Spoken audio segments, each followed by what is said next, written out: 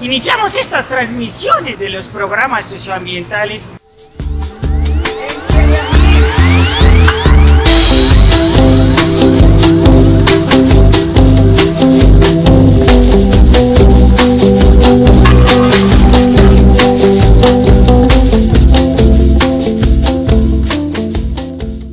Vinimos a la Universidad Javeriana a buscar al emérito Francisco González Ladrón de Guevara, uno de los formuladores de la Facultad de Estudios Ambientales y Rurales, con quien compartimos unos minutos, y esto fue lo que nos contó.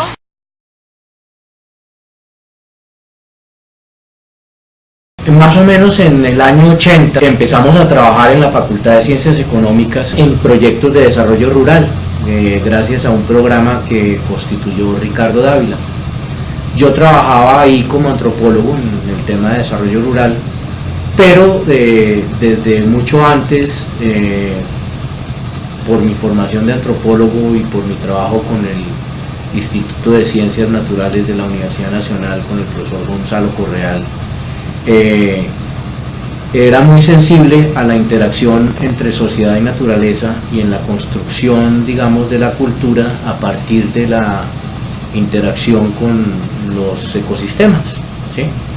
Entonces el tema ambiental en ese momento me empezó a interesar, y dentro del contexto del desarrollo rural empecé a trabajar el tema ambiental y generamos un espacio formal que se llamaba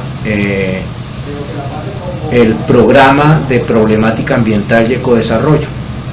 Para arrancar con en ese programa con alguna actividad que generara pues alguna producción económica y también pues una formación de la gente, empezamos con unos cursos de educación continua, que a propósito del tema, por esos cursos pasaron muchísimas personas que hoy en día son personas muy importantes, como Juan Camilo Cárdenas, que es el decano de Economía en la Universidad de los Andes, como Brigitte Batiste, que es la directora del Instituto Humboldt, quienes fueron mis primeros asistentes.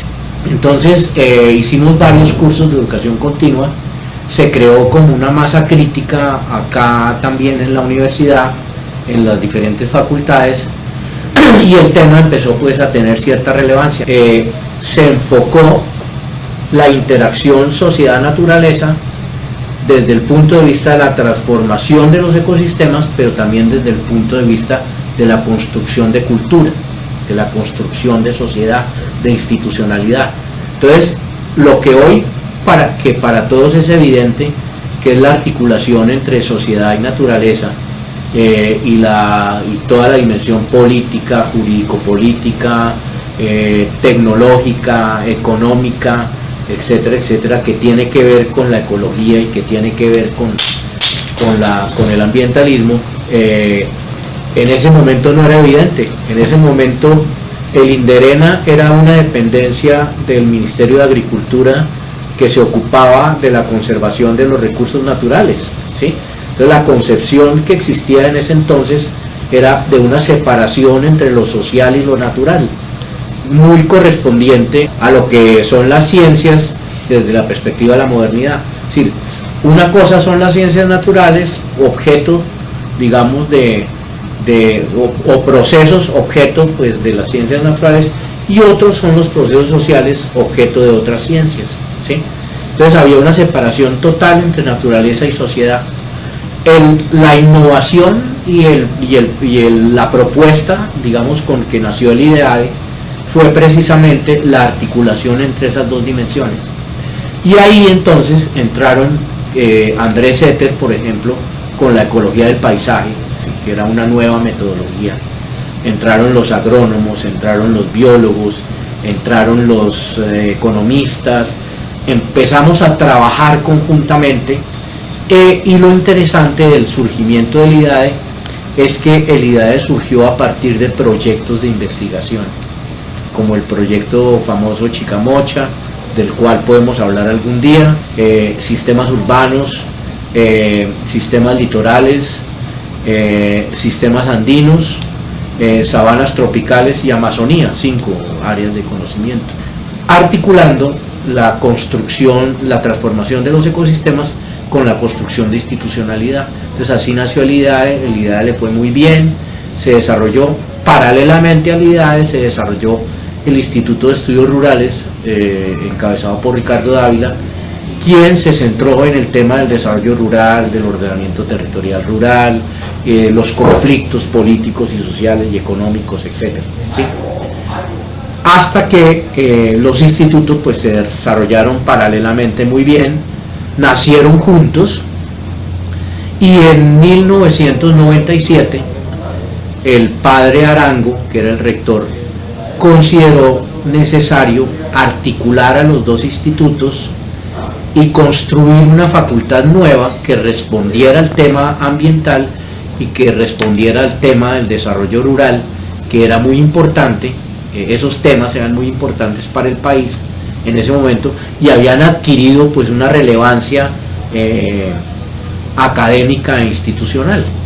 Entonces se creó la facultad como un nuevo proyecto académico, dentro del cual el objeto de estudio era la interacción sociedad-naturaleza.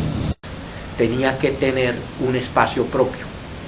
Entonces se creó la facultad con el Departamento de Desarrollo Rural, el Departamento de Ecología y Territorio. Yo particularmente, que fui el primer decano de la facultad, yo estaba en el Departamento de Desarrollo Rural, porque soy antropólogo.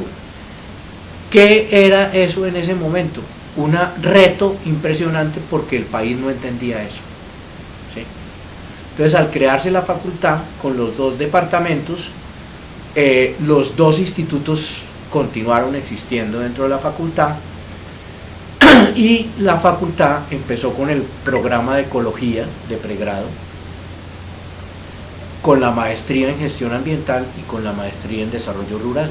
Después se creó la maestría en conservación y uso de la biodiversidad y también una especialización en empresas del sector solidario. Y eso en el 97 inclusive era un proyecto raro, ¿sí? Que los jesuitas supieron, digamos, acompañar y supieron propiciar, supieron desarrollar. Que hoy en día, sin ir muy lejos, si tú lees la encíclica Laudato Si del Papa, parece que el Papa hubiera estudiado ecología en la facultad o cualquier programa, ¿sí?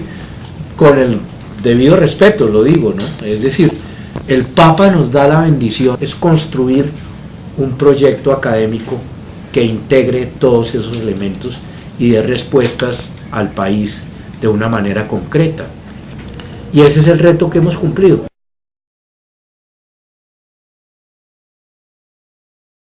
Inicialmente, nosotros nos ocupamos de una franja, digamos, de población que representaba, dentro del contexto de la construcción del Sistema Nacional Ambiental que empezó en el 91 con la Constitución, pero no había nadie informado en el tema, ni nadie tenía esa comprensión. El reto cada vez es mayor, es decir, cada vez nos damos cuenta del papel que debe cumplir la facultad en el contexto, por ejemplo, del posconflicto.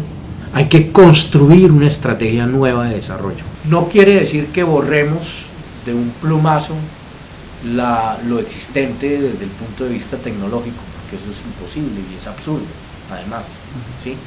A riesgo de quedar mal con algunos.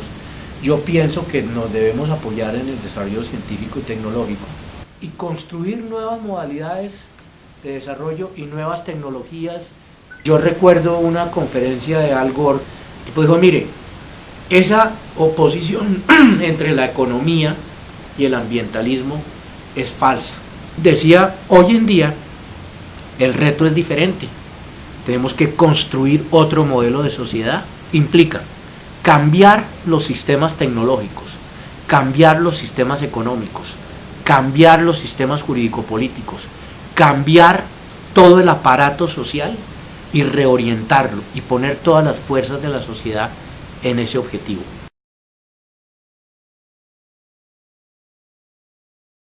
Lo que más ha hecho la facultad y la universidad es formar gente. ha desarrollado muchísima investigación en muchos campos, ¿sí? Esa investigación nos permite saber cómo actuar respecto de la realidad, ¿sí? La articulación entre las organizaciones no gubernamentales, las instituciones públicas, la empresa privada y la universidad es el mecanismo a través del cual, cumpliendo la universidad su papel de generación de conocimiento, podemos cambiar el modelo de desarrollo y podemos producir otros modelos, ¿sí? Todos cabemos en este país. Lo que pasa es que hay que articular el papel que juega cada uno de los actores sociales. A veces no es por la universidad, no es porque la universidad no quiera, sino que los actores no lo permiten, porque hay intereses creados particulares que no interesa que se hagan ciertas cosas.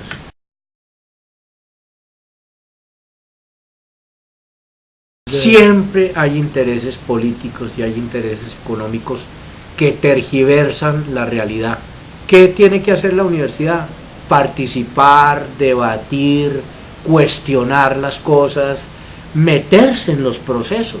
Con el tema, por ejemplo, de la minería, pues la universidad tiene que meterse a trabajar en los proyectos y a analizar cosas. La gran ventaja de la universidad es que la universidad no le obedece a ningún amo, no lo necesita, además.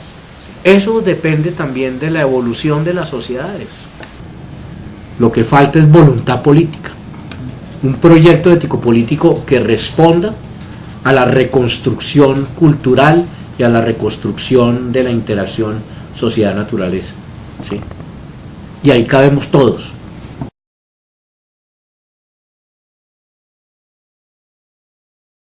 Deberíamos promover la articulación y la construcción de proyectos comunes. Por ejemplo, Colciencias hace unos 10 años, ¿sí?, nos llamó a un grupo de investigadores, entre ellos Julio Carrizosa, porque Colciencias se estaba haciendo una pregunta: ¿qué son las ciencias ambientales? Y yo hice una reflexión muy sencilla. Todas las ciencias pueden ser ambientales en la medida en que se ocupen de la interacción sociedad-naturaleza. Cuando la biología, ¿sí?, y las ciencias sociales se ocupan de la interacción sociedad-naturaleza y la transformación de los ecosistemas por la participación humana, surge la ecología. Primero desde la biología, ¿sí?, y después se vuelve más compleja. No hay que entender los traslapes entre las disciplinas, por ejemplo, y los traslapes entre los actores sociales y las instituciones como un problema, sino como una oportunidad, ¿sí? Hay que construir desde esos traslapes. Cuando la política, cuando la ciencia política, ¿sí?, se ocupa de los resultados de la interacción entre sociedad y naturaleza, surge la ecología política, ¿sí?, que es una mirada diferente a la mirada de la ecología que surge desde la biología y que incluye al hombre como actor dentro de los ecosistemas. La ecología política mira la dimensión política de lo ecológico, ¿sí? Y en eso estamos crudos, muy crudos.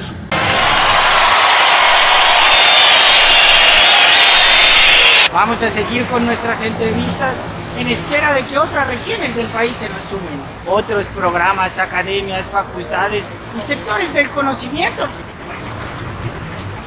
Un gran saludo al canal del ambientalista extremo, que me parece una maravilla de canal y me parece excelente que trabajen desde esa perspectiva del tema ambiental, ¿sí? Los felicito y ojalá continúen con todos los temas, que tema hay muchísimo.